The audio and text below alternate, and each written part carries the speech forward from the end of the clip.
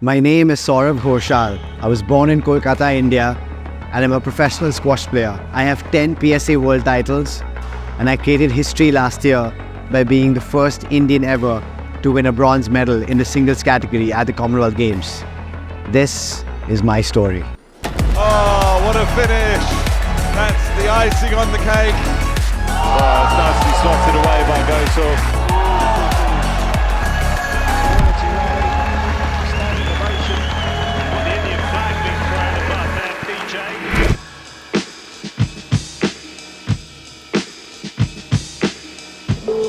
So I think, my story starts off not actually on a squash court. It actually starts off on a badminton court. So I was like 5 years old, and we used to live in Chennai at the time. And I used to play badminton pretty much every day. And then when I was about 8, we moved back to Calcutta, which is where I was born. And I didn't have access to badminton courts. My father used to play the game, so I kind of got to squash because of him. And I just started going to the club every single day, playing with the members, and just trying to have fun on a squash court. It was just purely the joy of being on a squash court and hitting the ball, which made me gravitate towards the sport and take this up more seriously, moving on from when I was 13. Again, it wasn't about becoming a professional squash player at that point in time. To be honest with you, I probably didn't even know what the Professional Squash Association meant at that point in time. India, unfortunately, does not have a great lineage of professional squash players, and we didn't really have that kind of exposure that we have now. So I didn't know what PSA meant, what professional squash meant. It was just purely getting onto court, trying to win as many matches on the junior circuit as possible, trying to become national junior champion in some way as possible. And that was kind of like the be-all and end-all of my ambition when I was 13 years old. Honestly, till I was 15 years old, I didn't really do any sort of structured training. It was more about just going to the club, playing with the members. I was extremely lazy in terms of doing any sort of physical work. Anytime, there was supposed to be court sprints and sessions, I used to bunk the sessions saying that I was stuck in school and things like that. But when I moved to Chennai when I was 15, some kind of switch flicked in my head, because I used to lose a lot of matches being 2-1 up because I was just tired and physically gone. And I was just okay, I can't lose matches because I'm physically not good enough to hang with these people. And something clicked in my head, and I started working a lot harder. And I think I'm quite proud to say that, through the entirety of my career, I would think that I'm one of the hardest workers on tour. And, this saying that goes that, hard work beats talent 9 days out of 10 is so true. But all those things would not, make me the player I am today without the work that I have put in, not just over 1 year, but over the last 25, 30 years. And I think that's very, very important for, anyone to understand at any stage of their careers. I think winning the British Junior Open in 2004 when I was 17, I think that was maybe a kind of a pivotal moment in my career, because that kind of cemented in my head that I was good enough to kind of be with the very best, at least in my kind of junior age group, under 19, and I think that gave me a lot of belief. I think it gave Indian squash in general a lot of belief. I remember a lot of Indian parents coming to me after that win and saying that you've done us a huge favor, because up to now, every time we went for the British Junior Open, it was basically we're going there to kind of try and win 1 or 2 matches and then check the best players in the world out. We never thought we could, actually compete at this level. And you winning it gives us the belief that yes, an Indian can win this. And I think that's changed the face of Indian squash in a lot of ways. And I'm grateful that I could do it and make that possible. So I think winning that British Junior Open was huge. It was almost a natural transition to say that, okay, I did this, and now the next kind of progression is to kind of take this to the professional level and be one of the best in the world. Saurav Ghosal at 25 in the world. He really has been locked in between 20 and 30 for the last few years. My ambition was to become top 30 in the world. That was the dream, right? Because no one had ever made it at that point in time. No one had ever made top 50 at that point in time from India. I just wish that I wanted to become world number 1 at that time. I feel like that would have spurred me on a little bit more. When I wanted to be top 30 in the world, everyone in India was like, that's not possible. And then I made top 30, and then the benchmark moved to being top 20. And then when I made top 20, the flagpole shifted to top 10.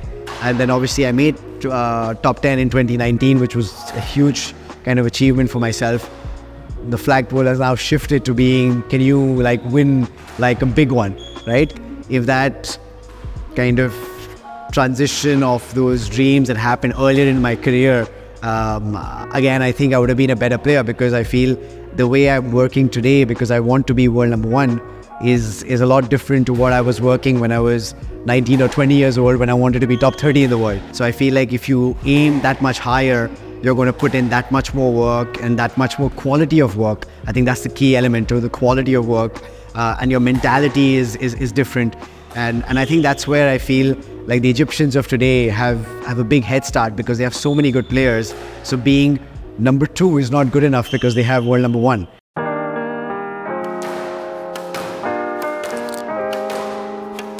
So I moved to England when I was 18, and like I mentioned, the seeds were sown when I was 16, watching James play in Chennai. Malcolm was there as well. And, I had no idea who Malcolm Wilstrop was at that time. After I saw him, and I kind of expressed my desire to come and train with him, I heard all these horror stories of how strict he was, and how he was very difficult to get along with and things like that. But I said, no, he's the one that I want to go to, and that's what I'm going to do. So I kind of finished my schooling in India, and did the exams to kind of get into university in England. I wanted to do an economics major, and my dream school ever since I was like, 12 or 13, was the London School of Economics major. And I applied to LSE, and I got in. And then in April of the year that I was supposed to go to university, my father and me, we came to England to kind of check out the universities we had applied to. And then we went to Malcolm for 3 days as well, just to get a taster of Pontefract as a place, and Pontefract Squash and Leisure Club as a club.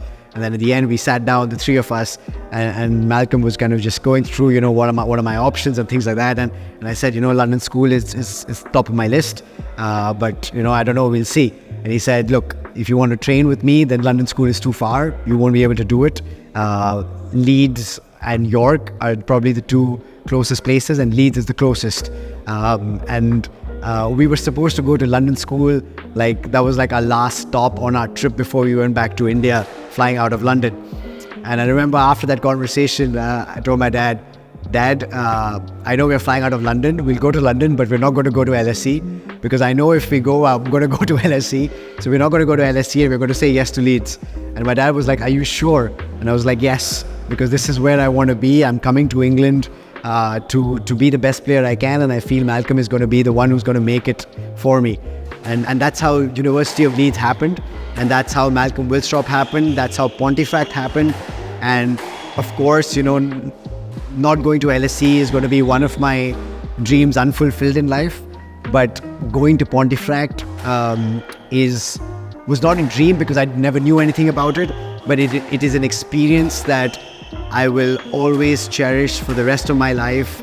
The relationships that I had in Pontefract with everyone at the club is immeasurable and priceless, and my relationship with Malcolm is invaluable. And of course, he's not with us today, and like every time I even think about it, I feel so sad and I want to cry. But what he has given to me and the game in general is beyond compare. Like, it's unbelievable. I wouldn't even be the person I am today if it wasn't for him. So, they say that things happen in life because they're the best for you, and this happened in life because this was the best for me, and I'm so happy that it did happen.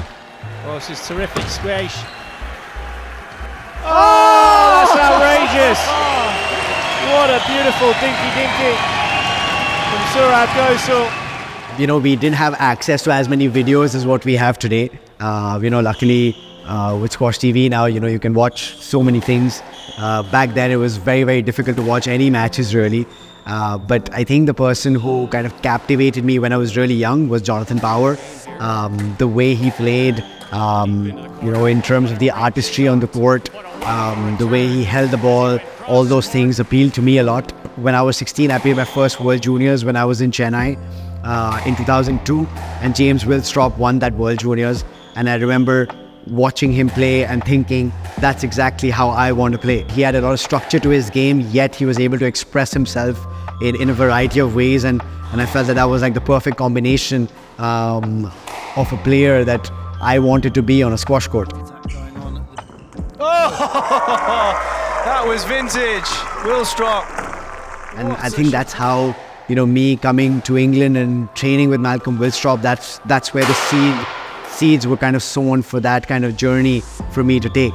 And then I think when I started my professional squash career, I think the one person who I watched a lot, both on like videos as well as live, was Amir Shabana. The best example for anyone to kind of watch and learn how to play squash at the highest level. Oh my goodness me. Just watch how he opens the racket face here. Look at how the ball just rolls exquisitely. He is someone that, you know, you can genuinely copy, because his technique, both in terms of his hitting and his movement, is very, like, you know, by the book, and it's very, very simple. You know, I've grown up with someone like Rami Yashul, for example. We played juniors together, and to me, he is arguably the best player ever in the history of the game in terms of the level he reached. But you can't copy Rami. Rami is an absolute one-off. If you're trying to copy him, it's a mistake. But Shabana is someone where you can copy, you know, the way he hits the ball, the way he moves, his game sense. Like when I used to watch him play, the best way I can describe Amir Shabana at his best is that he had eyes behind his head. Oh my word! That is an absolute scandal. And look at that. A shot. That is a scandal. That is the shot of the tournament. Oh my word. That is... I think the biggest kind of achievement for me individually is, I think, the Commonwealth Games bronze medal. It's literally a work in progress for like 10 years. 2018 was an absolute horror show. I lost my first match, and you know, that was one of the lowest points of my career. I was this close to saying, this is it, probably just not good enough. And then to come full circle to 22 and, you know, win a medal to begin with. Of course, I wanted to win the gold, but unfortunately that didn't happen. But to win the medal, to produce a performance like I did in the bronze medal playoff, is probably one of my best performances in my career. And then obviously to do it against James, I mean, the whole occasion was, I mean, I couldn't have scripted it better. So I think that's definitely individually my biggest achievement. This sport is something which has given me so much, and it's something which I truly cannot live without. You know, it's even today, like when I'm on a squash court, and if everything is all right, it's one of the happiest times in the day for me. And I'm so grateful to be able to say that, because after almost 30 years of playing and like 20 years of playing professional squash, you know, I'm so happy that I still have that simplistic joy of just getting onto the squash court and hitting a squash ball, and I think that's what kind of gives me the drive and the hunger to still continue to learn on the squash court and find new ways to play and find new things that I can do on the court. And you know, it occupies my life, it occupies my mind in the most positive way that it possibly can. And like we discussed, you know, it's made me a better person. It's given me so many wonderful relationships that I have. It's shown me so many places in the world that I would probably never go to if I wasn't a squash player.